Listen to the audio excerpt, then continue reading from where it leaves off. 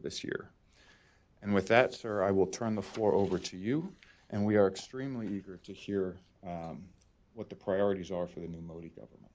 Thank you.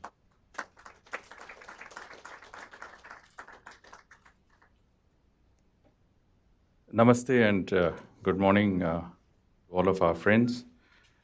I'm very happy to be here at the Heritage Foundation, an organization with which we've had very long-standing and excellent cooperation.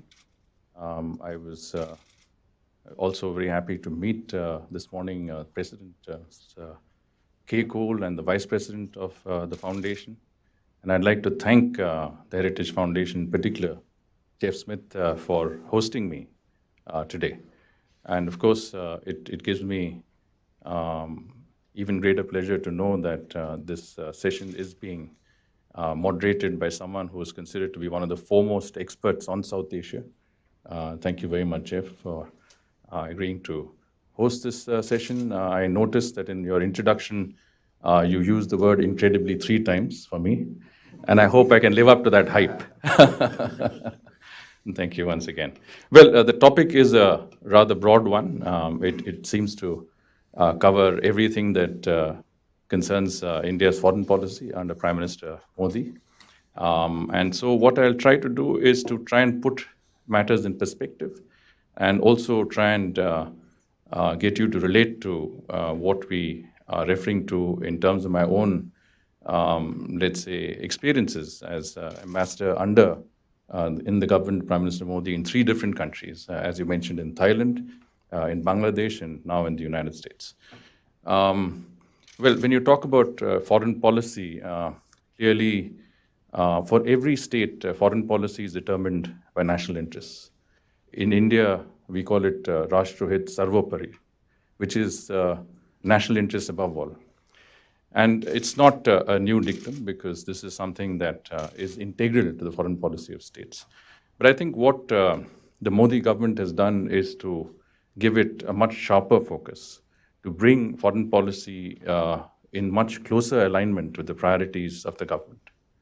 And so if you were to define foreign policy under the Modi government, I would say that it would really be an attempt to create a to create an enabling and sustainable environment that would enable you to get the best conditions for national development and growth. And this could be achieved by providing peace and stability, by garnering access to technology, to best practices, to markets, and of course, investments, and contributing in a constructive manner to the global debate and agenda on matters of interest, of global interest. And all of this, of course, as I said, is underpinned really by your priorities in terms of your own development and your own growth. And one of the ways that I think this was brought into focus as far as we were concerned, and by we, I mean the Indian Foreign Service diplomats that serve under Prime Minister Modi, is to really orient ourselves, to change our orientations towards seeing how we contribute to that priority, those developmental priorities of government. In fact, it was under our current External Affairs Minister, Dr. Jaishankar, that the term diplomacy for development was coined, which is D for D really means that whatever you do in whichever country you're based, you have to ensure that it is contributing in one way or the other to your development priorities, your flagship programs and initiatives, whether it's Make in India, whether it is the Smart Cities program, whether it is Startup India, Digital India, Namame Ganga, or Swachh Bharat Abhiyan. All of these are priority projects, and how do you access the best possible, let's say, link between the country you represent and your priorities. Now, of course, I will come down to that aspect later because we want to, I just wanted to put it in perspective.